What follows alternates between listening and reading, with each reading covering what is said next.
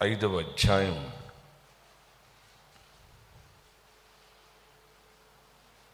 11వ వచనాన్ని సహోదరి చదువుతుంది. మనం జాగ్రత్తగా విందాం.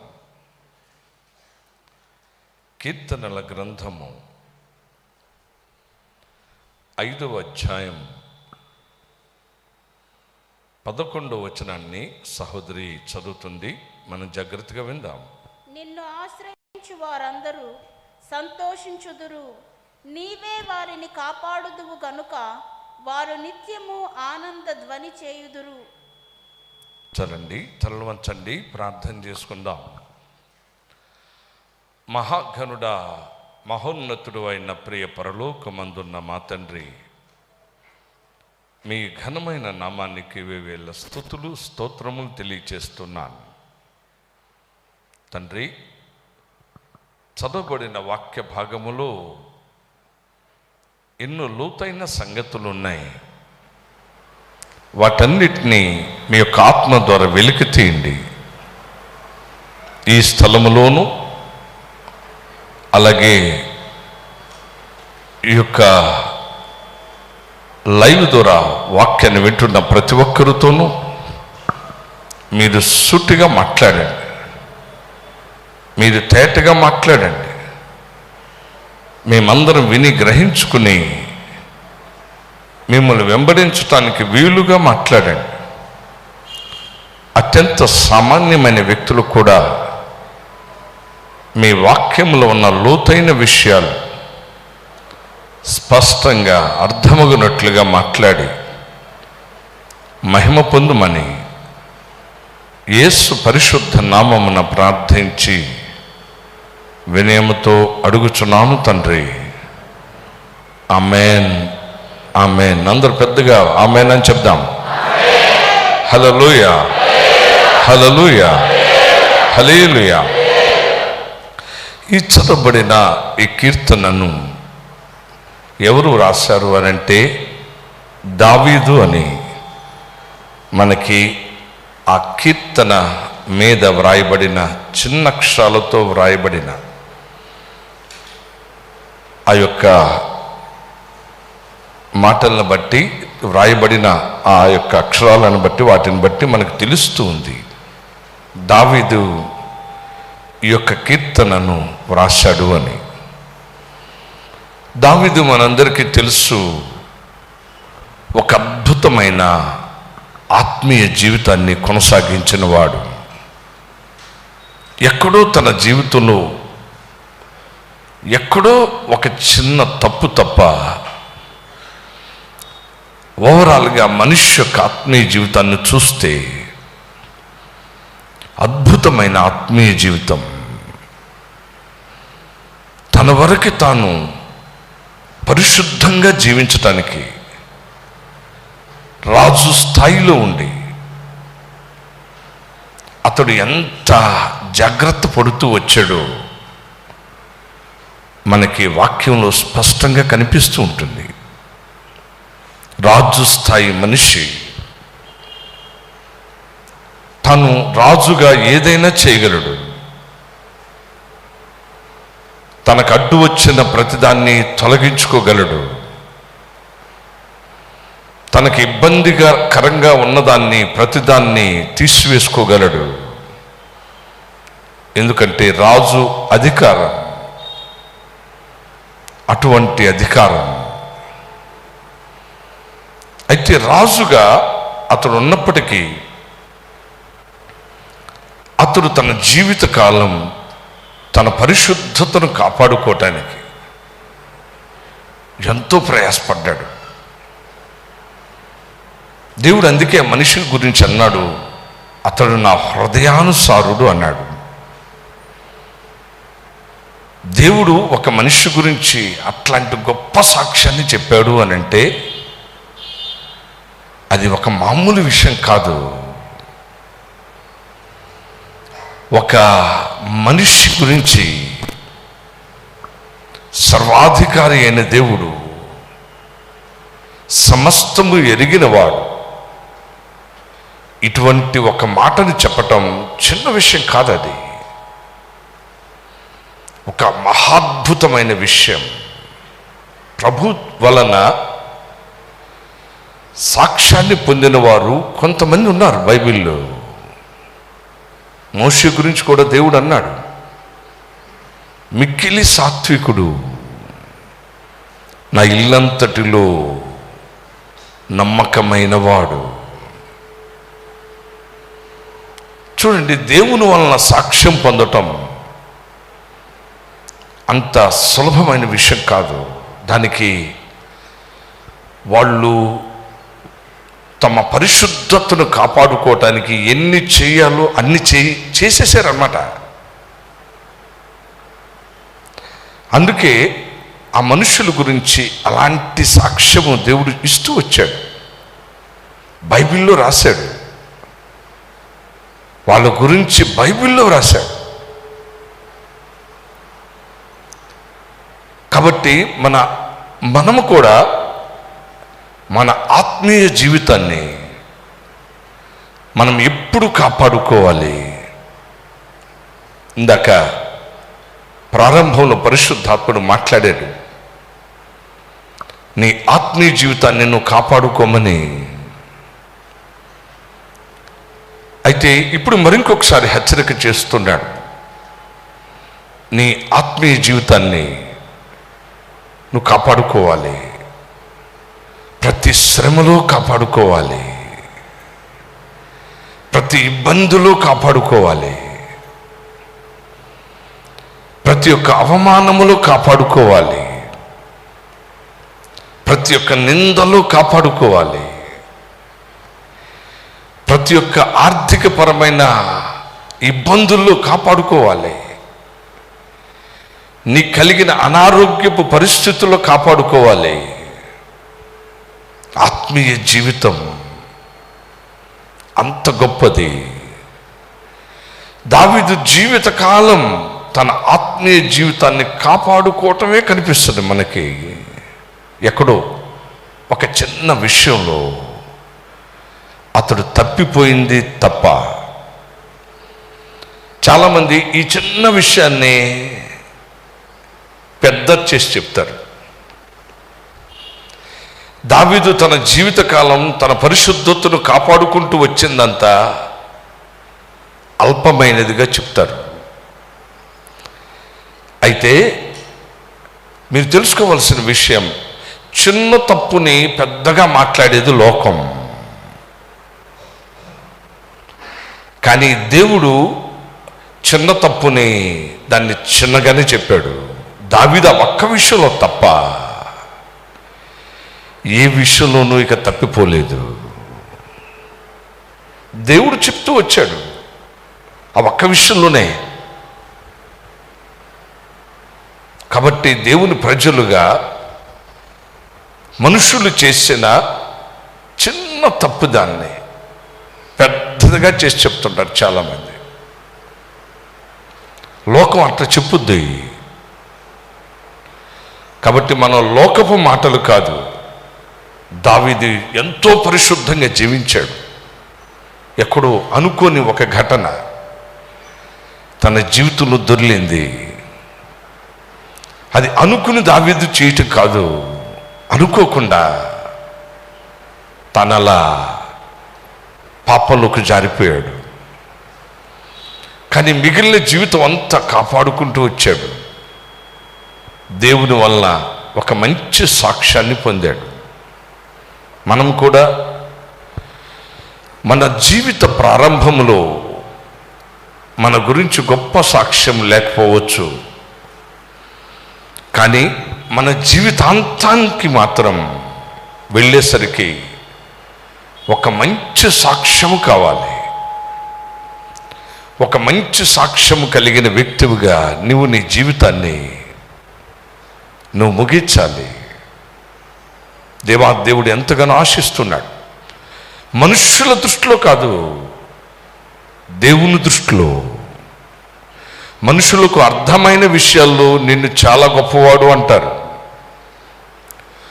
మనుషులకు అర్థం కాని విషయంలో నిన్ను అర్థం చేసుకోలేరు గనుక నీ ఎంత ఘోరమైన వ్యక్తి ఇంకొకడు లేడు అని చెప్తారు. కానీ మనుషుల దృష్టిలో కాదు, నువ్వు దేవుని దృష్టిలో నీ సాక్ష్యం ఏమిటి? నీ దేవుడు నీ గురించి నాకు ఇష్టమైన దానవని, నాకు ఇష్టమైన వాడవని, నువ్వు నాకు ప్రియమైన దానవని, నువ్వు నాకు ప్రియమైన వాడవని, నేను చెప్తున్న మాటకు లోబడుతున్న వ్యక్తివని, ఇలాంటి మాటలు దేవుడు మన గురించి చెప్తూ ఉండాలి. ఎందుకంటే మనుషుల సాక్ష్యం కంటే దేవుని సాక్ష్యం చాలా గొప్పది. ప్రభు దగ్గరికి వెళ్ళటానికి ముందు పరిశుద్ధులందరూ దేవుని వలన ఉన్నతమైన సాక్ష్యాన్ని పొందినవారు. లోకం విషయంలో కాదు, దేవుని దృష్టిలో. యోసేపుని లోకం ఈరోజు కూడా ఏమంటది?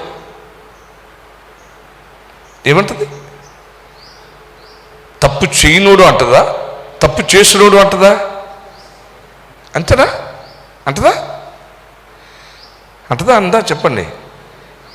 ఇంకొక మాట కూడా అంటది, తప్పు చేయకపోతే జైలు శిక్ష ఎందుకు అనుభవించాడండి అని అంటదా? అంటది. యోసేపు ఎవరో తెలుసా? ఒక గొప్ప పరిశుద్ధుడు. పరిశుద్ధుడి గురించి కూడా లోకం ఏం చెప్పుద్ది?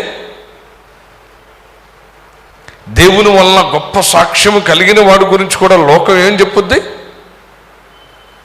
మంచివాడు కాదని చెప్పుద్ది. అందుకే లోకం దృష్టిలో కాదు, నీ దేవుని వలన నువ్వు మంచి సాక్ష్యము పొందిన వ్యక్తిగా ఉండాలి. నీ దేవుడు నీ గురించి గొప్ప సాక్ష్యాన్ని చెప్పాలి. నీవు ఈ భూమిని విడిచిపెట్టి వెళ్ళటానికి పూర్వం దేవుని వలన గొప్ప సాక్ష్యము నీవు పొందాలి. ఇప్పుడు నీ గురించి సాక్ష్యం ఏమిటి? దేవుని దగ్గర మంచి సాక్ష్యమేనా? లేకపోతే దేవుని దగ్గర మంచి సాక్ష్యము కొరకు దావీదులాగా, ఇతర పరిశుద్ధుల్లాగా నీ పరిశుద్ధతను కాపాడుకోవటానికి, నీ ఆత్మీయ జీవితాన్ని జాగ్రత్త చేసుకోవటానికి నువ్వు ప్రయాసపడాల్సి ఉంటుంది. నీ ఆత్మీయ జీవితాన్ని జాగ్రత్త చేసుకో. దావీదు అలాంటి ఒక గొప్ప ఆత్మీయుడు. ఆ దావీదుకి దేవుడు కొన్ని కీర్తనల్ని ఇచ్చాడు. దావీదు చాలా కీర్తనలు వ్రాశాడు. అందరికంటే ఎక్కువ కీర్తనలు వ్రాసింది దావీదే. ఆ తర్వాత ఇంకా చాలామంది కీర్తనలు వ్రాశారు. అయితే దావీదు కీర్తనలో ఏమంటున్నాడంటే, నిన్ను ఆశ్రయించు వారందరూ సంతోషిస్తారు. నిన్ను ఆశ్రయించిన వారందరూ సంతోషిస్తారు. హల్లెలూయా, హల్లెలూయా. ఆయన్ని ఆశ్రయించే వారందరూ, కొందరు కాదు అందరూ సంతోషిస్తారు. నీవు సంతోషించాలి అని అంటే తప్పక నువ్వు ఆయన ఆశ్రయించాలి. చాలామంది సంతోషాన్ని ఇష్టపడతారు, కానీ ఆ సంతోషం ఎలా వారి జీవితంలో వస్తుందో వారికి తెలియదు. సంతోషం కోసం వెతికి చెడ్డ అలవాట్లలోనికి వెళ్ళిపోయే మనుషులు కూడా చాలామంది ఉన్నారు.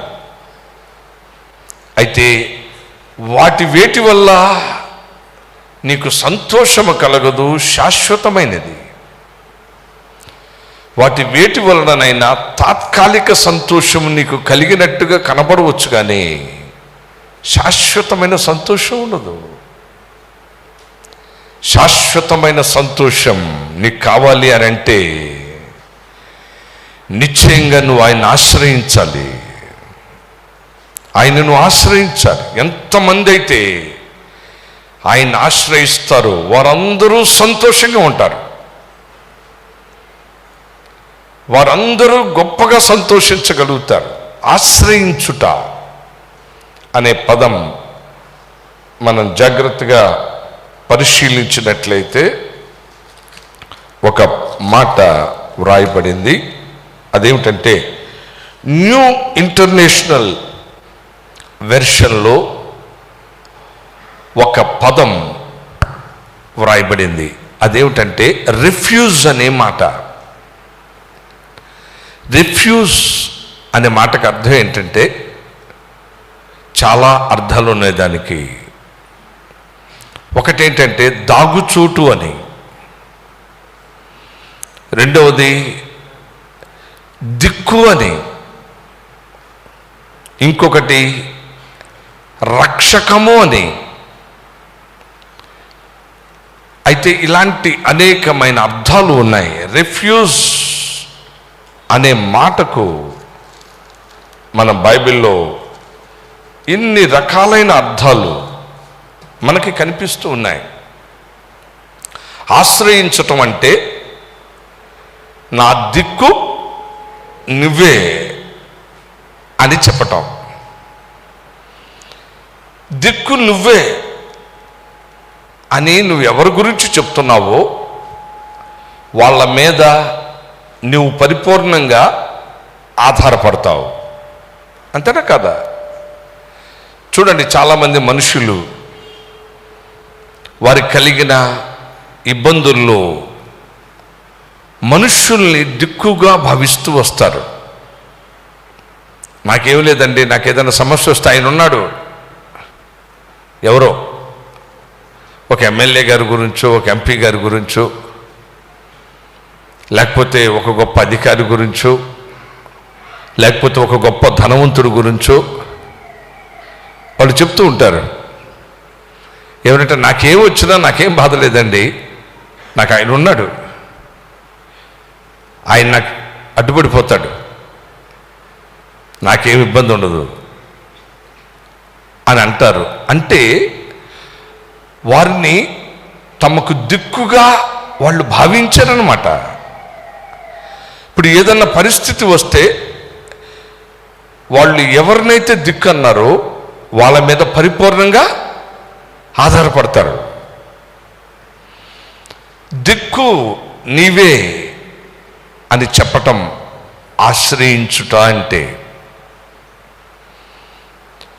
అంటే ఇప్పుడు దేవుణ్ణి మీరు దిక్కుగా చేసుకోవాలి. దేవుని మీరు దిక్కుగా చేసుకుని దేవుని మీద మీరు ఆధారపడాలి. దేవునికి స్తోత్రం కదా. హల్లెలూయా. దేవుని మీద మీరు ఆధారపడటం నేర్చుకోవాలి. ఇదే చాలా ఇంపార్టెంట్ అయింది.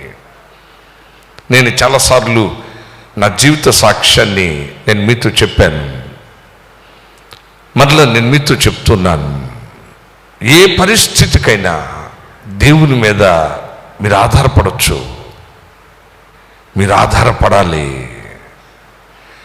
ఏ పరిస్థితికైనా నా దిక్కు నువ్వే, ఆయన నిన్ను దిక్కుగా పెట్టుకోవాలి, ఆయన మీద నువ్వు ఆధారపడాలి. మనుషుల్ని దిక్కుగా పెట్టుకుని మనుషుల మీద ఆధారపడినప్పుడు ఒక్కొక్కసారి వాళ్ళు చేతులు ఎత్తేస్తారు. ఇప్పుడు దాకా నేను అన్నీ చేశా కానీ ఈ విషయంలో నేనేం చేయలేను అని అంటారు. కానీ నీ దేవుడు అలా కాదు. నీ దేవుణ్ణి నువ్వు దిక్కుగా పెట్టుకుంటే ఈ విషయంలో కాదు కానీ ఇంకొక విషయంలో నేను నీకు ఏదైనా చేస్తాను, దాని గురించి చెప్పు అని మాత్రం ఆయన అండు. హల్లెలూయా, హల్లెలూయా. నా దిక్కు నీవే అని అంటే నేను నీ మీద ఆధారపడుతున్నాను అని అంటే ఆయన తప్పక నీ పక్షంగా కార్యం చేస్తాడు. అందుకే వాక్యంలో ఒక మాట ఇక్కడ వ్రాయబడి ఉంది, నిన్ను ఆశ్రయించు వారందరూ సంతోషించుదురు, నీవే వారిని కాపాడుతూ. ఆశ్రయించిన వారిని అందరినీ ఆయన కాపాడుతాడు. అందులో ఏ ఒక్క మనుష్యుడు కాదు. ఆశ్రయించిన వారినందరినీ ఆయన కాపాడుతాడు. అంటే ఆ బాధ్యత ఎవరికి ఉందంటే ఆయనకుంది. రక్షణ పొందేవు నువ్వు, నిన్ను కాపాడే బాధ్యత. నువ్వు రక్షణ పొందావు. రెండవది, ఆయన్ని నువ్వు దిక్కుగా ఎంచుకున్నావు. ఆయన్ని దిక్కుగా ఎంచుకున్నా నిన్ను కాపాడే బాధ్యత ఆయన మీద ఉంటుంది. ఆయన నిన్ను దిక్కుగా ఎంచుకుంటే చాలు, ఆయన నిన్ను కాపాడే బాధ్యతను భుజం మీద ఎత్తుకుంటాడు.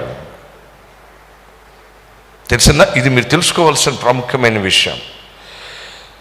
నీవు దిక్కుగా ఎంచుకోలేదు, ఆయన నిన్ను కాపాడాల్సిన బాధ్యత లేదు. అంటే ఒక విషయాన్ని మీరు గుర్తించాలి, మనము చేయవలసిన పనిని మనం చేయాలి. దేవుడు మన పక్షంగా చేయవలసిన పనిని దేవుడు ఎప్పుడూ చేస్తాడు. మనం చేయవలసిన పనిని మనం చేయకుండా దేవుడు అన్ని విషయాలకి ఆయనే చేయాలి అని మనం అనకూడదు. అలాంటప్పుడు ఇక దేవుడు వాక్యానుసారంగా నడువు అని చెప్పాల్సిన అవసరత నీకు లేదు. ఇక మనం చేయటానికి కొన్ని పనులు ఉన్నాయి, అవి ఓకే భారమైనవి కాదు, ఇలాంటి సింపుల్ విషయాలే. ఆయన నువ్వు జస్ట్ దిక్కుగా పెట్టుకో, ఏదన్నా వస్తే ఇక నాకు నువ్వే ఉన్నావు, ఒక దిక్కుగా పెట్టుకో. ఇది నువ్వు చేయొచ్చు, చేయగలిగింది. ఆయన ఏం చేస్తాడంటే నిన్ను కాపాడే బాధ్యత అంతా ఆయన తన భుజం మీద వేసుకుంటాడు. ఇక నువ్వు దేని గురించి అయితే ఆయనను దిక్కు అన్నావో ఆ విషయంలో నిన్ను సమస్య నుంచి కాపాడే బాధ్యత ఆయన తన భుజం మీద ఎత్తుకుంటాడు. ఎక్కడి నుంచి ఇక ఏం లేదు. ఇక ఆయన ఎత్తుకుంటే, ఆయన కాపాడితే, కాపాడబడనిది ఏమన్నా ఉందా? వాక్యంలో ఒక మాట ఉంది, యెహోవా పట్టణమును కాపాడని ఎడల దానిని కావలి కాయువారు మేలుకొని ఉండుట వ్యర్థమే. ఎందుకందంటే వాక్యం ఆ మాట, ఆయన పట్టణాన్ని కాపాడకపోతే ఒక మనుష్యుడు ఎంతమంది కావలి వారిని ఉంచినా ఆ పట్టణాన్ని కాపాడలేడు. ఒక మనుష్యుడు తన జీవితాన్నైనా తన ప్రాణాన్నైనా తాను కాపాడుకోలేడు, దేవుడు కాపాడకపోతే. కాబట్టి పట్టణమైన మనిషి ప్రాణమైన అవి నీ యొక్క ఆర్థిక అవసరతలనైనా నీ ఆరోగ్యాన్నైనా అన్నిటినీ, నీ యొక్క ఆర్థిక పరిస్థితులైనా కాపాడవలసింది ఎవరు? దేవుడే. దేవుడు కాపాడితేనే కాపాడబడగలం, దేవుడు కాపాడకపోతే కాపాడబడలేము. అయితే దేవుడు ఎవరిని కాపాడుతాడు? ఆయనే దిక్కు అన్న వారిని అందరినీ ఆయన నిశ్చయంగా కాపాడుతాడు. బైబిల్లో మనకి ఒక విషయం స్పష్టంగా కనిపిస్తూ ఉంది. అది ఎక్కడంటే యెహోషాపాతు విషయంలో. యెహోషాపాతు ఒక సందర్భంలో నీవే నా దిక్కు అన్నాడు. ఆ సందర్భాన్ని మనం చాలా జాగ్రత్తగా తెలుసుకుందాం. మనం 20వ అధ్యాయం దినవృత్తాంతములు 2వ గ్రంథము 20వ అధ్యాయం మొదటి వచనం నుంచి నేనే చదువుతుంటాను, ఎవరు చదవద్దు దయచేసి. మోయాబీలు, అమ్మోనీయులు, మేయోనీయులలో కొందరు దండెత్తి యెహోషాపాతు మీదకి వచ్చిరి. అంతలో కొందరు వచ్చి సముద్రం అవతల నుండి సిరియన్ల తట్టు నుండి గొప్ప సైన్యం ఒకటి నీ మీదకు వచ్చుచున్నది, చిత్తగించుము, వారు పలానా చోట ఉన్నారని యెహోషాపాతుకి తెలియజేశారు. చూడండి, మోయాబీలు, అమ్మోనీయులు, మేయోనీయుల్లో కొందరు అంటే వీళ్ళందరూ కలిసి యూదా రాజు అయిన యెహోషాపాతు మీదకి దండెత్తి వచ్చారు. గొప్ప సైన్యము యెహోషాపాతు మీదకి వచ్చింది. కొందరు వచ్చి అతనితో చెప్పారు, గొప్ప సైన్యం ఒకటి నిన్ను జయించడానికి నీ మీదకి వస్తుంది అని. అనగానే ఆ వార్తను ఎప్పుడైతే విన్నాడో, వినగానే యెహోషాపాతు ముందేం కలిగింది? భయపడి అని వాక్యం చెప్పింది. కొన్ని వార్తలు మనకి భయాన్ని కలిగిస్తాయి. మన ఇంట్లో ఒక వ్యక్తికి బాగోలేదు అని మనం సడన్గా విన్నప్పుడు, లేకపోతే డాక్టర్స్ ఈ వ్యక్తికి బ్రతకదు, మీరు ఎన్ని చేసినా వ్యర్థమని చెప్పినప్పుడు,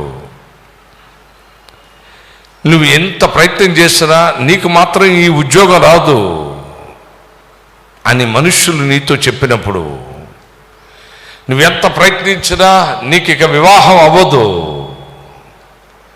అని మనుష్యులు నీతో చెప్పినప్పుడు, నువ్వు అనుకుంటున్న కార్యం ఎట్టి పరిస్థితుల్లోనూ ఎంత మాత్రం జరగదు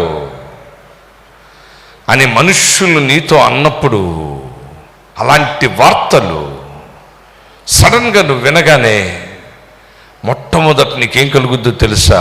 భయం కలుగుద్ది. భయములో చాలామంది ఎటు పడితే అటు పరిగెత్తుతారు. ఇదే నువ్వు తెలుసుకోవాల్సిన ప్రాముఖ్యమైన విషయం.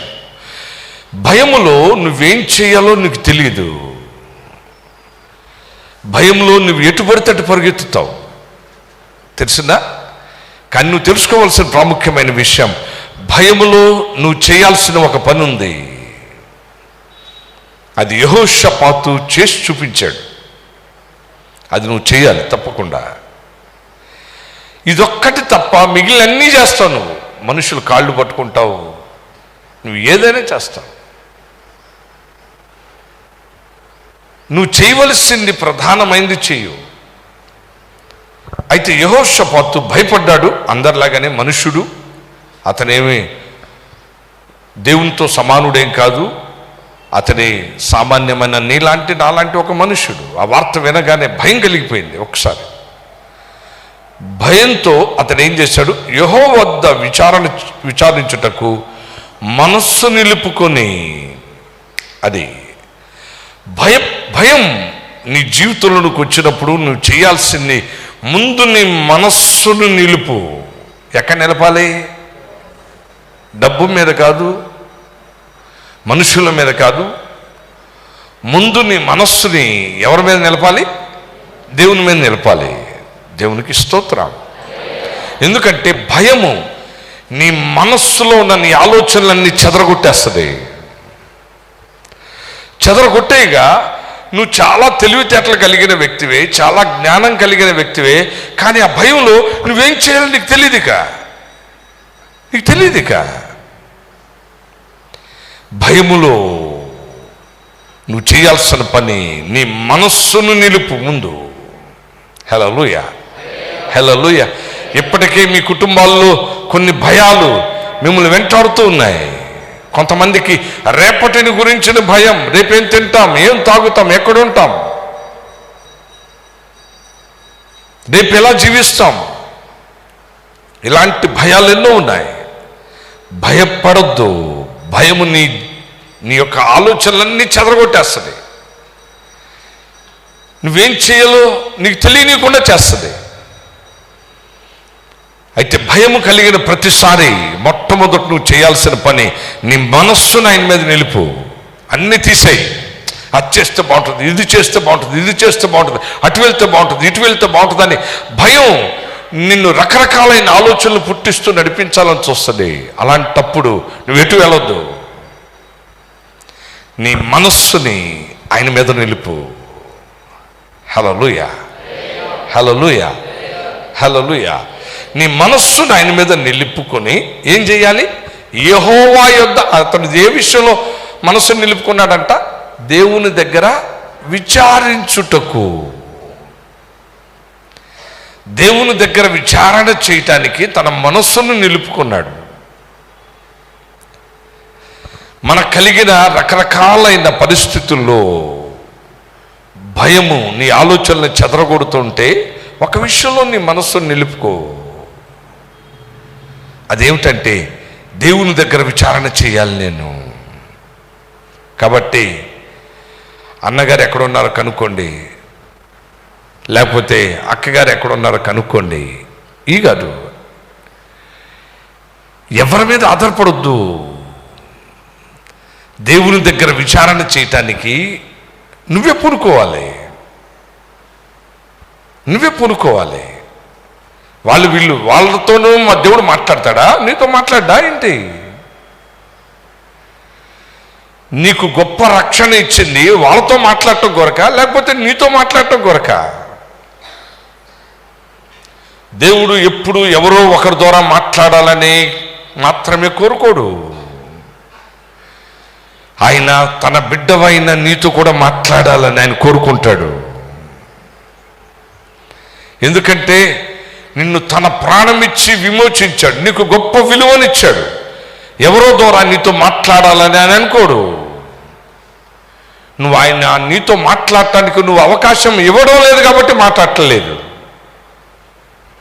నువ్వు అవకాశం ఇస్తే ఆయన నీతోనే మాట్లాడతాడు. నువ్వు ఆయనకి అవకాశం ఇవ్వాలి. నీ హృదయముల అంతరంగములో ఉన్న చెడుని, నీ హృదయములో ఉన్న అంతరంగములో ఉన్న దేవునికి విరోధమైన వాటిని తీసివేసుకో. దేవుడు నీతో మాట్లాడతాడు. పాపము, నీ దోషములు, నీ పాపములు ఇవన్నీ నీ హృదయంలో పెట్టుకుంటే ఇవన్నీ ఆయనకి నీకు మధ్య అడ్డుగా ఉంటాయి.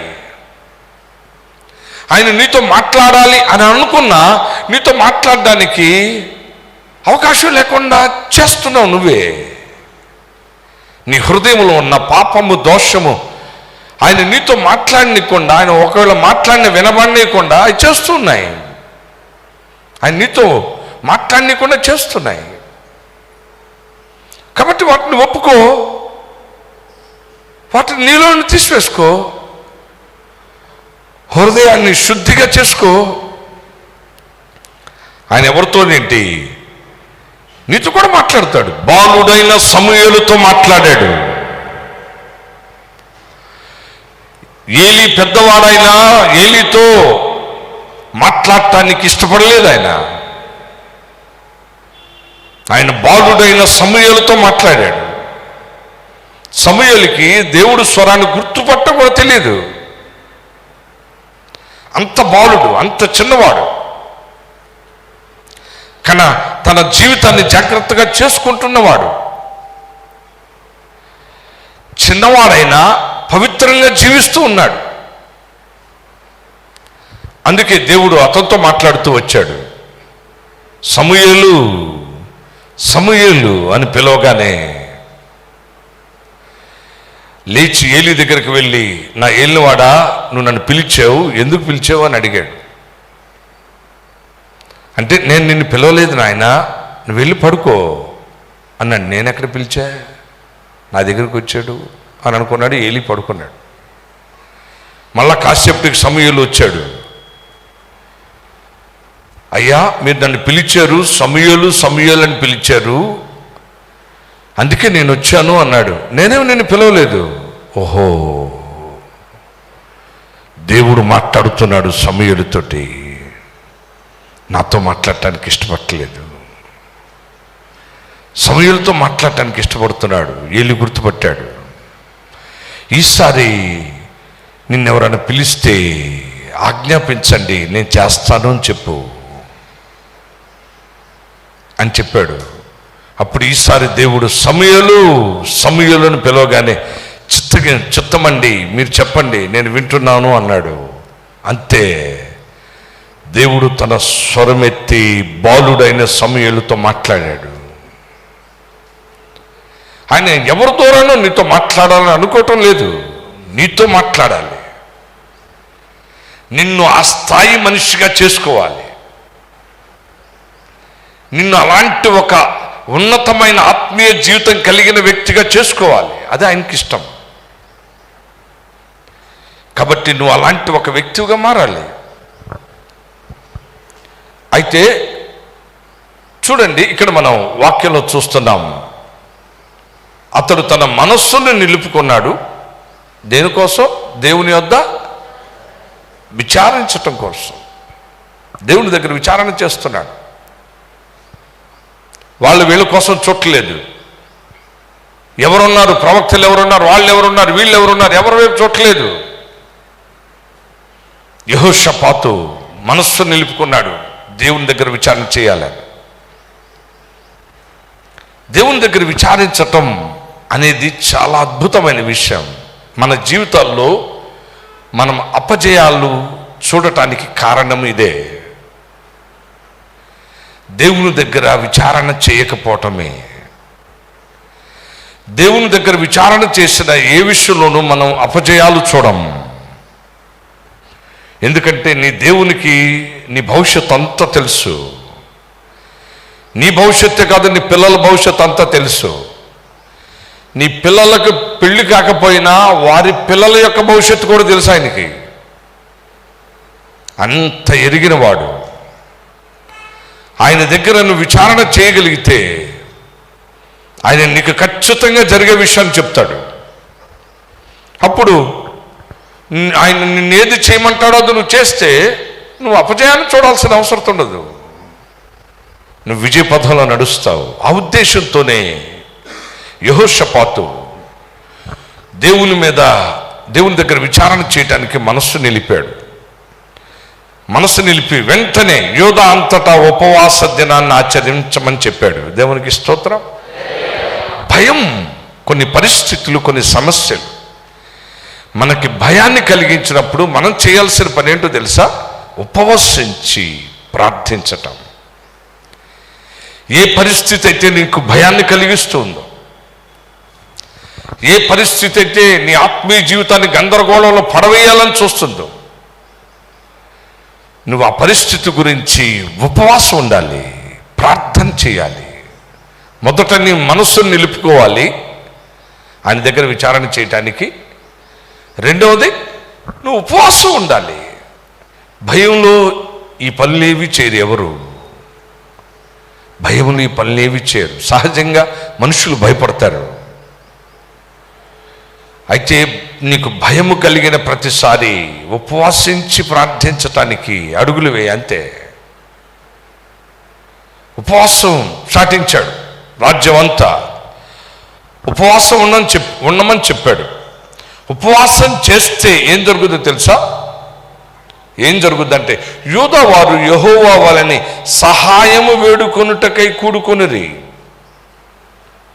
ఉపవాసం చేస్తే ఏమొస్తుందో తెలుసా? దేవుని యొద్ద నుండి సహాయం వస్తుంది. హల్లెలూయా, హల్లెలూయా, హల్లెలూయా. కొంతమంది ఏం చేస్తారు తెలుసా? కనపడితే చాలు, ఏమ్మా బాగున్నారా అంటే చాలు, ఏమైందమ్మా అంటే ఎంతో బాధ ఉంది ఆవిడికి. అయితే ఇన్ని పరిస్థితులు నిన్ను ఎంతగా బాధ పెడుతున్నాయి కదా, నువ్వెంత బాధపడిపోతున్నావు కదా. నిన్ను బాధ పెడుతున్న సమస్యల గురించి, నిన్ను భయపెడుతున్న సమస్యల గురించి నువ్వేమన్నా ఉపవాసం ఉన్నావా? కడుపు నిండా తింటావు, ఓహే ఏడుస్తావు. తిన్నదానివి ఏడవకేం చేస్తావు?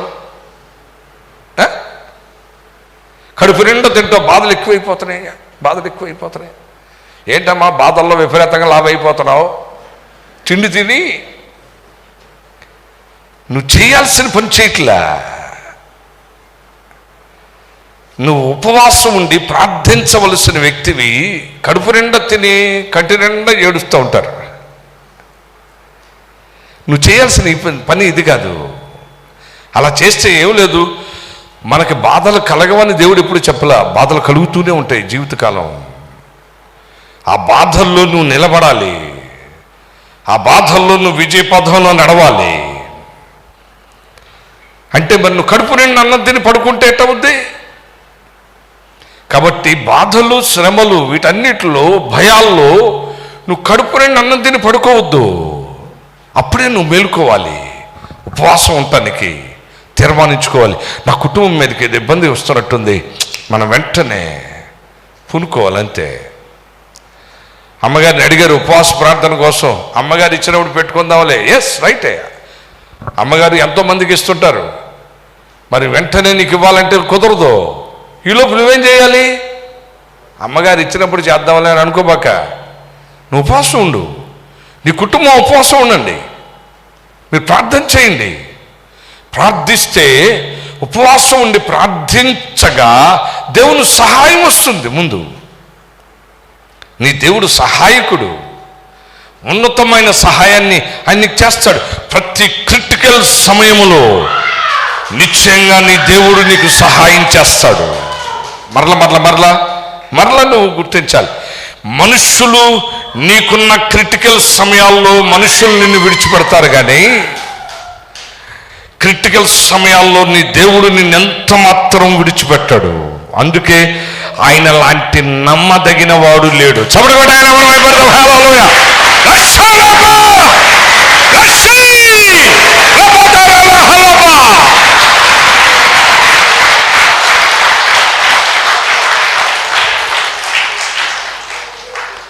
ప్రతి క్రిటికల్ పొజిషన్లో నీ దేవుడు తన అత్యున్నతమైన సహాయాన్ని పంపిస్తాడు. ఆ సహాయం పొందటం కొరకు నువ్వు ఉపవాసం ఉండాలి, నువ్వు ప్రార్థన చేయాలి. కాబట్టి ప్రభు చెప్పినట్టుగా చేయండి. ఇది నిజమవునో కాదో మీరు రుచి చూడండి. అది నేను చెప్పే విషయం. నా జీవితంలో నేను ఎన్నో చూసా ఇట్లాంటివి. అందుకే మీరు కూడా మీ జీవితంలో చూడాలని నేను ఆశపడుతున్నా. ఎన్నో పరిస్థితులు భయపెట్టినే ఉన్నాయి, ఎన్నో శ్రమలు నా జీవితంలోకి వచ్చాయి, ఎన్నో అవమానాలు నిందలు నా జీవితంలోకి వచ్చాయి. ఉపవాసం ఉండి ప్రార్థించినప్పుడు అసలు అవేవి మనల్ని ఏమీ అంటలేవు, ముట్టలేవు. అంతే, అవన్నీ అట్లా పోతూ ఉంటాయి అంతే. ఎందుకంటే ఉపవాసం ఉండి ప్రార్థించినప్పుడు ఆయన అత్యున్నతమైన సహాయం నీ మీదకి వస్తుంది. ఆ సహాయం కొరకు యెహోషాపాతు ఉపవాసం పెట్టేశాడు. జనాన్ని పెట్టేసి ఏం చేశాడు తెలుసా? ప్రార్థన చేయటానికి దేవుని మందిరానికి వెళ్ళాడు. మందిరానికి వెళ్ళి ఏమంటున్నాడు తెలుసా మీకు? ఇక్కడ 8వ వచనం,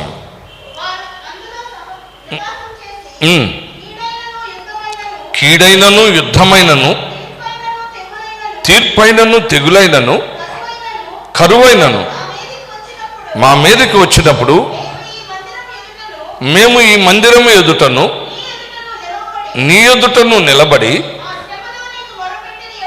మా శ్రమలో నీకు మొరపెట్టిన ఎడల నీవు ఆలకించి మమ్మును రక్షించుదు అని అనుకుని ఇచ్చట నీ నామఘనత కొరకు ఈ పరిశుద్ధ స్థలాన్ని కట్టించారు. చూడండి, పరిశుద్ధ స్థలం అని దేని గురించి అంటున్నాడు తెలుసా? దేవుని మందిరాన్ని గురించి అంటున్నాడు. దేవుని మందిరము పరిశుద్ధ స్థలం. ఎందుకంటే అది ప్రతిష్ఠ చేసిన స్థలం, దేవుని కొరకు ప్రతిష్ఠ చేసిన స్థలం. దేవుని మందిరం ప్రతిష్ఠించడమే పరిశుద్ధపరచబడటం, ప్రత్యేకించబడటం అని, పరిశుద్ధమైనది అని దాని అర్థం. అయితే దేవుడు మన మధ్య మందిరాన్ని ఎందుకు ఉంచాడో తెలుసా? ఈ పరిశుద్ధ స్థలాన్ని ఆయన మన కోసం ఎందుకు ఉంచాడో తెలుసా? ఆయన ఈ మందిరాన్ని మన మధ్య ఉంచటం వెనక ఆయనకున్న ఉద్దేశం ఏంటో తెలుసా మీకు? ఆ ఉద్దేశాన్ని ఇక్కడ మాట్లాడుతున్నాడు. అలనాడు సొలొమోను మందిరాన్ని కట్టినప్పుడు ఒక ఉద్దేశంతో కట్టాడు. ఆ ఉద్దేశం ఏంటంటే కీడు కానీ, యుద్ధాలు కానీ, తీర్పు కానీ, తెగులు కానీ, కరువు కానీ మా మీదకు వచ్చినప్పుడు మేము నీ మందిరంలోనికి వచ్చి నీ ఎదుట మా శ్రమను గురించి మేము మొరపెడితే నువ్వు ఆలకిస్తావని మేము గుర్తించి అలనాడు సొలొమోను మందిరాన్ని కట్టాడు. ఇప్పుడు మాకు కలిగిన ఈ బాధలో, ఈ యుద్ధములో, ఈ బాధలో మేము చేస్తున్న ప్రార్థనను నువ్వు ఆలకించి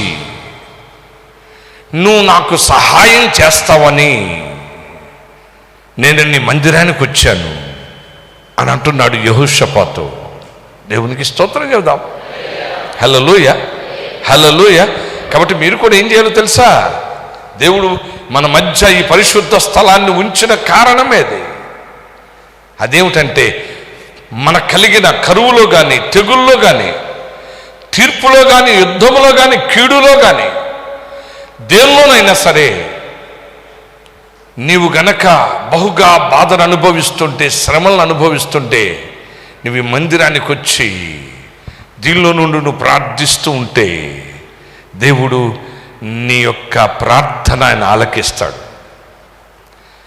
ఆ ఉద్దేశంతోనే ఈ మందిరాన్ని ఇచ్చాడు దేవుడు మనకి. సొలొమోనుకి ఇచ్చిన కారణం అదే, మనకిచ్చిన కారణము అదే. కాబట్టి మందిరానికి వచ్చి నువ్వు ప్రార్థించాలి. దేవునికి స్తోత్రం, హల్లెలూయా. అయితే ఇక్కడ ఈ నీ పేరు ఈ మందిరమునకు పెట్టబడింది కదా అని అన్నాడు. తర్వాత ఇంకొక మాట అన్నాడు, 12వ వచనం, మా మీదకు వచ్చి గొప్ప సైన్యముతో యుద్ధము చేయుటకును మాకు శక్తి చాలదు. చూచారా, ఇంకొక అద్భుతమైన విషయం. నువ్వు మాకు మందిరాన్ని ఇచ్చావు, మేము ఉపవాసం ఉన్నాం, నీ మందిరానికి వచ్చాము. నువ్వు ఏ ఉద్దేశంతో అయితే ఈ మందిరాన్ని ఇచ్చావో ఆ ఉద్దేశాన్ని మా జీవితంలో నెరవేర్చాలని ప్రార్థించడం కొరకు నీ మందిరానికి వచ్చాం అని చెప్పి యెహోషాపాతు ఏమని ప్రార్థిస్తున్నాడంటే, ఈ గొప్ప సైన్యంతో యుద్ధం చేయుటకు మాకు శక్తి చాలదు. అబ్బా, దేవునికి స్తోత్రం, హల్లెలూయా, హల్లెలూయా. ప్రార్థన, ఎలాంటి ప్రార్థన చేస్తున్నాడు తెలుసా? ఎప్పుడు కూడా ప్రార్థించే ముందు మనల్ని మనం తగ్గించుకుంటూ ప్రార్థించాలి. దేవుని ఎదుట దేవుడు చాలా పరిశుద్ధుడు, దేవుడు చాలా పరిశుద్ధుడు. ఆయనతో సమానమైన పరిశుద్ధత కలిగిన వారు ఎవరూ లేరు అసలు. అలాంటి పరిశుద్ధుడు ఆయన. అలాంటి పరిశుద్ధుడు ఎదుటికి వెళ్తున్న ప్రార్థన అంటే అదే. ప్రార్థన అంటే అదే. ప్రార్థనలో నువ్వు ఆయన ఎదుటికి వెళ్తున్నావు. ఆయన ఎదుటికి వెళ్ళినప్పుడు నువ్వు జాగ్రత్త తీసుకోవాలి. ఆయన ఎదుటికి వెళ్ళినప్పుడు నువ్వు ఒక గొప్ప వ్యక్తిని అన్నట్టుగా నువ్వు ఆయన సన్నిధిలో మాట్లాడకూడదు. నువ్వు తగ్గించుకుంటూ మాట్లాడాలి. తండ్రి, నేనే పట్టివాడిని, నా వల్ల ఏమవుద్ది, నేనేం చేయగలను. ఎందుకంటే ఆయన మనకంటే ఎంతో బలవంతుడు. ఆయన తన బలాన్ని మన ద్వారా కనపరచాలి అని అంటే నీవు నిశ్చయంగా తగ్గించుకోవాలి. మరలా ఈ మాటను విను. ప్రార్థనలో మనం ఎందుకు తగ్గించుకోవాలంటే, ఆయన తన బలాన్ని, మహోన్నతమైన శక్తిని ఆయన నీ జీవితం ద్వారా దాన్ని బయట కనపరచాలి అని అంటే నువ్వు నిశ్చయంగా తగ్గించుకోవాలి. తగ్గించుకుంటే ఆయన తన బలాన్ని నీ ద్వారా చూపిస్తాడు మనుషులకి. తగ్గించుకుంటే ఆయన నీ ద్వారా తన శక్తి ఏమిటో చూపిస్తాడు. హల్లెలూయా, హల్లెలూయా. అంటే నీ తగ్గింపే నీకు బలం.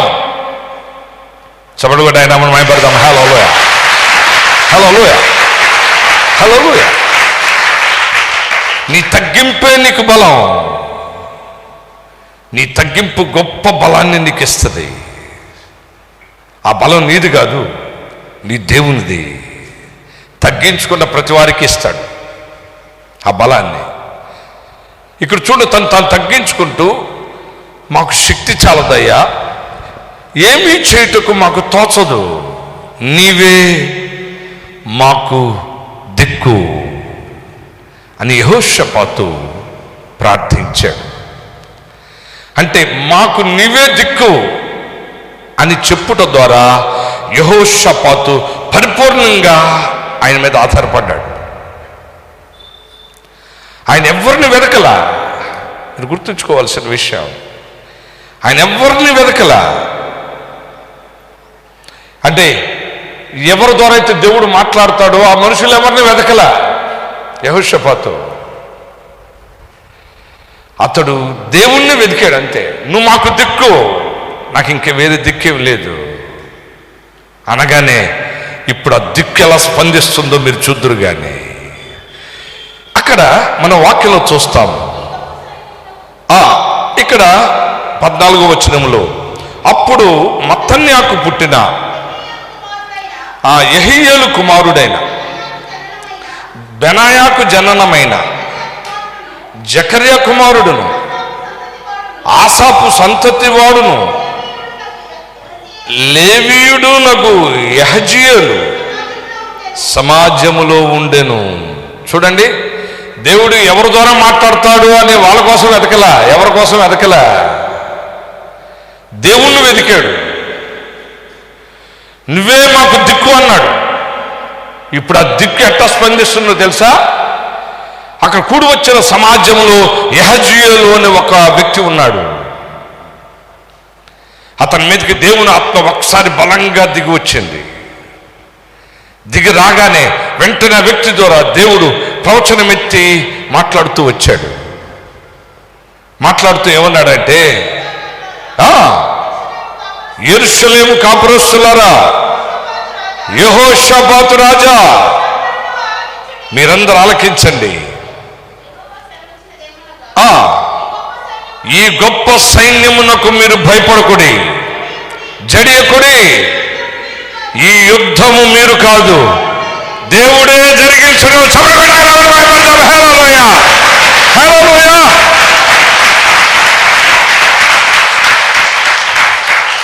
నీవే మా దిక్కు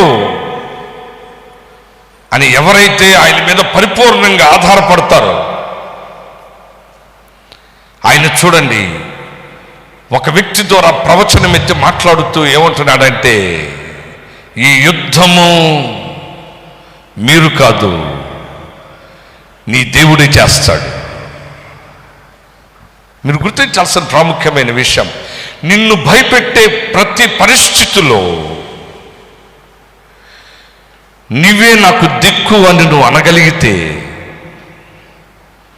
ఆయన నీ పక్షంగా యుద్ధం చేస్తాడు. యుద్ధం చేసే అవకాశం నీకు ఇవ్వడు. యుద్ధము సైన్యములకు అధిపతి అయిన దేవుడు చేస్తాడు. యుద్ధము సర్వాధికారి అయిన దేవుడు చేస్తాడు. యుద్ధము సర్వశక్తిమంతుడైన దేవుడు చేస్తాడు.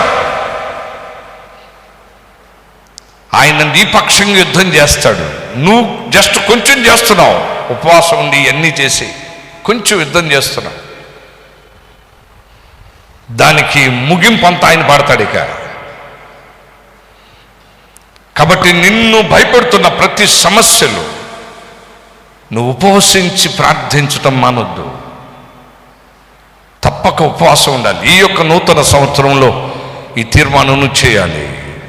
ఇప్పటి వరకే కొంతమంది ఉపవాస ప్రార్థనలకి పేరుచి కూడా మానేస్తున్నారు. నువ్వు ఇప్పటికైనా తీర్మానం చేయి. దేవుని సన్నిధిలో ఒక స్థిరమైన నిర్ణయం తీసుకో. అన్నీ ఒక 4 రోజులు 5 రోజులు మళ్ళా మామూలు అయిపోవటం, 4-5 రోజులు మళ్ళా మామూలు అయిపోవటం, ఇది కాదు జీవితం అంటే. అది కాదు జీవితం అంటే. నిర్ణయం తీసుకుంటే దానికి కట్టుబడాలా, దానికి నువ్వు పోరాటం చేయాలి. అంతేగాని ఊకే ఎప్పుడు రక్షింపబడిన మొట్టమొదట్లో ఇట్లాగా ఊగులాడు, రక్షింపబడి 15 ఏళ్ళైనా ఇక అదే ఊగులాడు బ్రతుకా. ఇక ఎప్పుడు ఈ జీవితం అంతా ఊగులాటమేనా? మారాలి, నువ్వు మారాలి. ఒక స్థిరమైన నిర్ణయం నువ్వు తీసుకోవాలి. ఉపవాసం కోసం నువ్వు స్థిరమైన నిర్ణయాన్ని తీసుకోవాలి. తీసుకుంటే నువ్వు ఉపవాస ప్రార్థన చేసిన సమస్యల గురించి, నీవే మాకు దిక్కు అని నువ్వు ఆయన మీద ఆధారపడిన దాని గురించి, నీ దేవుడే నీ పక్షంగా యుద్ధం చేయటానికి వస్తాడు. యెహోషాపాతు పక్షంగా వచ్చాడు, వచ్చి యుద్ధం చేశాడు. దేవుడు ప్రారంభంలో ఇశ్రాయేలీయులు వాళ్ళతో యుద్ధం చేస్తూ వచ్చినట్టుగా కనిపించిన తర్వాత యెహోషాపాతు వీళ్ళందరూ వెళ్ళి చూసేసరికి వాళ్ళే పొడుచుకొని వాళ్ళే చంపుకోవడం ప్రారంభించారు. మొత్తం కథ రివర్స్ అయిపోయింది. అప్పుడు యెహోషాపాతు ఏమనుకున్నాడంటే, ఇక మనం వాళ్ళ దగ్గరికి వెళ్ళటం అనవసరం, వాళ్ళే కొట్టు చేస్తారు, మన దారి మనం పోదాం అనుకున్నారు. విజయం యెహోషాపాతు సొంతమైంది. యుద్ధము యెహోవాది, యుద్ధము యెహోవాది. నీ దేవుడు నీ పక్షంగా యుద్ధం చేయడానికి, విజయాలు ఇవ్వడానికి నూతన సంవత్సరంలో ఆయన సిద్ధంగా ఉన్నాడు.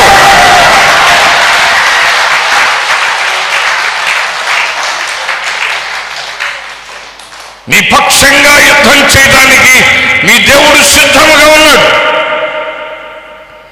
నీ సమస్యలు ఏమైనా, నిన్ను భయపెట్టే పరిస్థితులు ఏమైనా నీ దేవుడు నీ పక్షంగా యుద్ధం చేయడానికి సిద్ధంగా ఉన్నాడు. నీ మనస్సును ఆయన మీద నిలుపు. నువ్వే నాకు దిక్కు అని చెప్పు. అలా అని చెప్పి ఆయన మీద పరిపూర్ణంగా ఆధారపడు. ఉపవాసించు, ప్రార్థించు. ఆయన సన్నిధిలో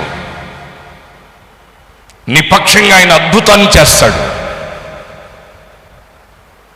ఆయన నువ్వు ఈ గొప్ప సైన్యాన్ని చూసి భయపడాల్సిన పని లేదు. నువ్వు దేనికైతే భయపడుతున్నావో, దేనికైతే బెదిరిపోతున్నావో, పరిస్థితికైతే నువ్వు కలవరపడిపోతున్నావో, జస్ట్ అలా చూడటమే వణికిపోతున్నావో, నువ్వు ఇక భయపడాల్సిన పని లేదు. నువ్వు ఇక జరగాల్సిన పని లేదు. నీ దేవుడైన యెహోవా నీ పక్షంగా యుద్ధం చేయడానికి వస్తున్నాడు. సైన్యములకు అధిపతి అయిన దేవుడు, ఆకాశ మహాకాశాలు పట్టజాలని నీ దేవుడు, ఎరుకో గోడలను కూల్చిన నీ దేవుడు, ఎర్ర సముద్రాన్ని పాయలుగా చేసిన నీ దేవుడు.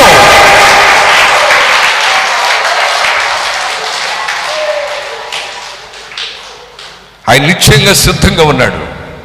కాబట్టి ఆయన్ని ఆశ్రయిస్తే నీకు విజయాన్ని ఇచ్చి సంతోషింపచేస్తాడు. ఈ నూతన సంవత్సరంలో నువ్వు ఆధారపడిన ప్రతి విషయంలో నీకు విజయం ఉంది, నీకు విజయం ఉంది. అందుకని ఆయన్ని ఆశ్రయించు వారందరూ, కొద్దిమంది కాదు, అందరూ సంతోషిస్తారు. అందరూ సంతోషిస్తారు. నీ జీవితంలో సంతోషం చూడాలని అనుకుంటున్నావా? ఆయన ఆశ్రయించు. మొక్కలుందాం. ఈవేళ కూడా తన మహాకృపను బట్టి మంచి విషయాన్ని మనతో మాట్లాడిన తండ్రికి కృతజ్ఞతా స్తుతులు చెప్తూ మీరు మొక్కలు ఉండండి.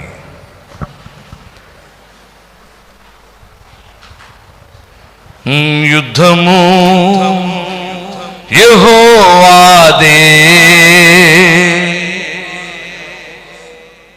యుద్ధము యెహోవాదే,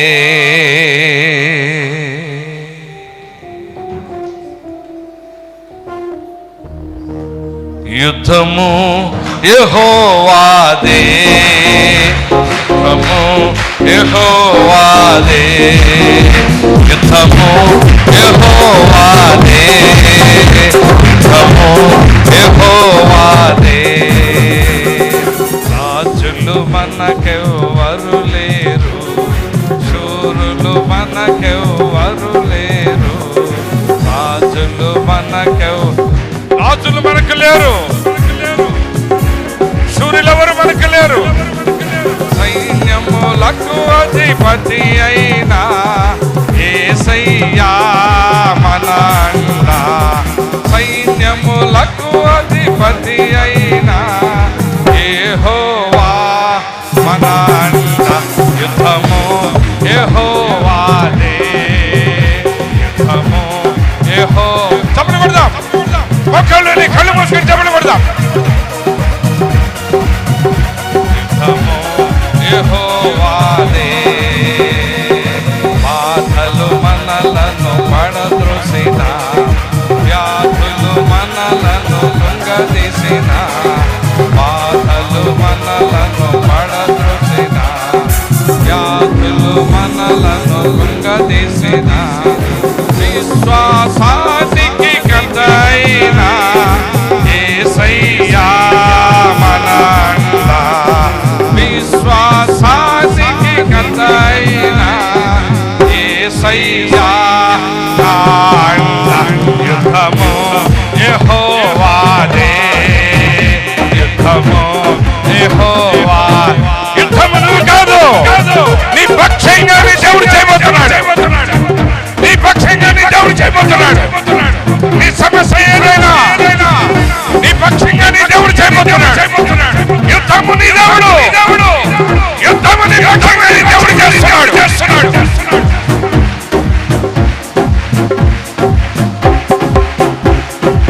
ఎరుకో గోడలు ఎర్ర సముద్రము ఎదురైనా, ఎరుకో గోడలు ఎర్ర సముద్రము ఎదురైనా,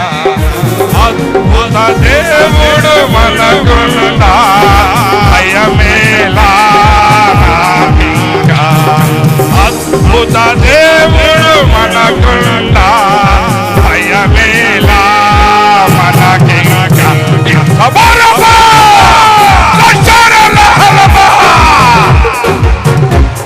యుద్ధము యెహోవాది, యుద్ధము నీ దేవుడైన యెహోవా చేస్తాడు. నేనేం చెయ్యాలి, నేనేం చెయ్యాలి, నేనేం చెయ్యాలి అనుకుంటున్నావా? నువ్వు కాదు, నీ దేవుడు చేస్తాడు.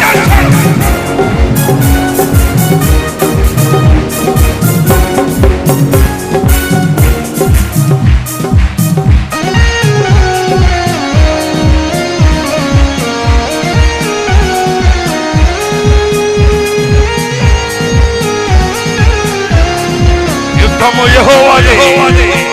ఓ నా ప్రియ సహోదరి, నువ్వు ఇంకే అడవద్దిగా, ఇక నీ దుఃఖము సంతోషంగా మారుతున్నాడు.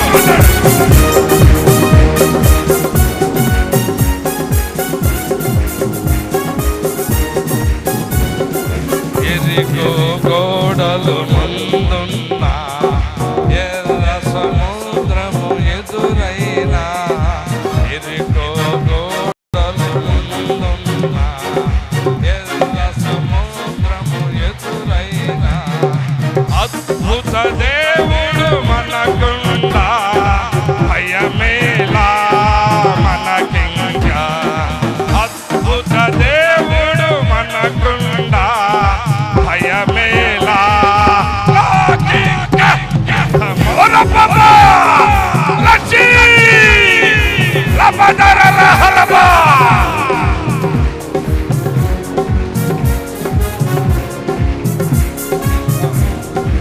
నడిపించాలి, నడిపించాలి.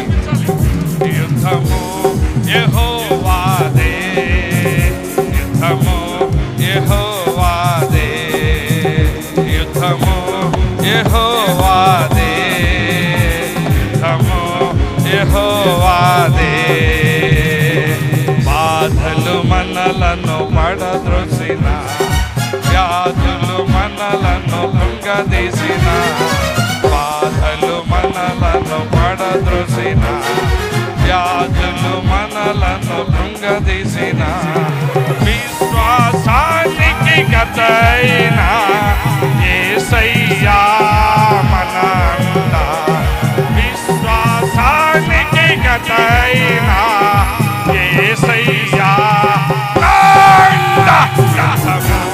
యెహోవాది నషరలహలబా. యుద్ధము నీ దేవుడు చేస్తున్నాడు, యుద్ధము నీ దేవుడు చేస్తున్నాడు.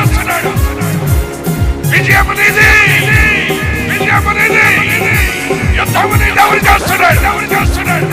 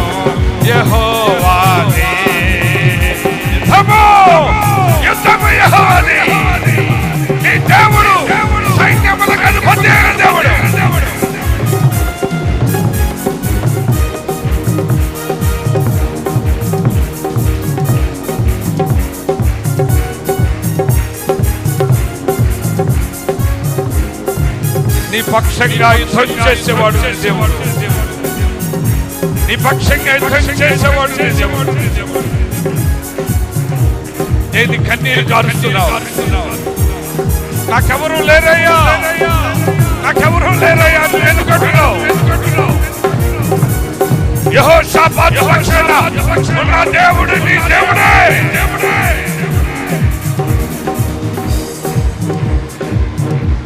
అదే దేవుడు నేడు సజీవుడు, అదే దేవుడు నేడు నీ పక్షంగా ఉన్నవాడు.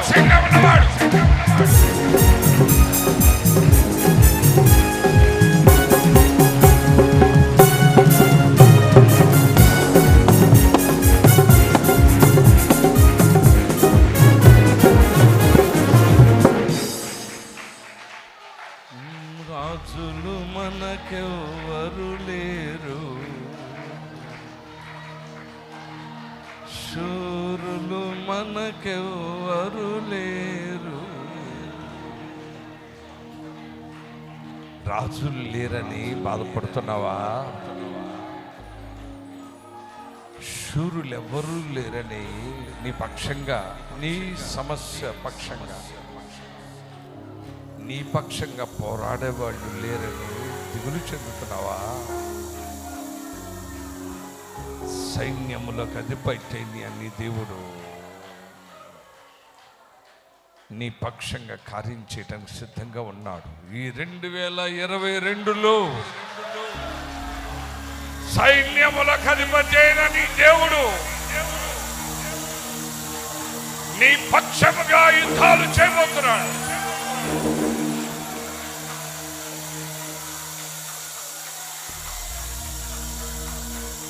ప్రతి యుద్ధములు ఆయన నీకు విజయాన్ని ఇవ్వబోతున్నాడు. దేనికైతే తండ్రి నీవే మా దిక్కు అంటున్నావు, ఉపవాసం ఉండి ప్రార్థిస్తున్నావు,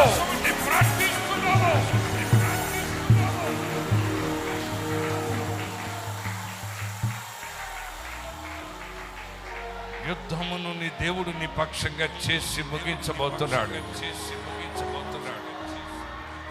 ఇక కన్నీరు కార్చుకు, ఇక దిగులు చెందకు. నీ పక్షంగా యుద్ధం చేసి విజయాన్ని ఇవ్వగలిగిన దేవునికి స్తోత్రములు చెప్పు, స్తోత్రములు చెప్పు. తండ్రి రాజా మీకే వందనాలు, తండ్రి రాజా మీకే వందనాలు. యెహోషాపాతు నిన్ను ఆశ్రయించాడు, అతని జీవితంలో గొప్ప సంతోషం కలిగింది. అలా నిన్ను ఆశ్రయించు వారందరూ కూడా సంతోషిస్తారు అని ఒక అద్భుతమైన విషయాన్ని ఈరోజు మీరు మాతో మాట్లాడారు. ఈ 2022లో నీ బిడ్డలు నీ మీద ఆధారపడటానికి నీవే మా దిక్కు అని, అయ్యా నీవే మా దిక్కు అని నీ బిడ్డలు మాట్లాడునట్టుగా చేయి, మహిమ పొందమని, విన్న వాక్యం నామందరి హృదయాల్లో ఫలింపచేయమని యేసు నామమున ప్రార్థించి వినయముతో అడుగుచున్నాను తండ్రి.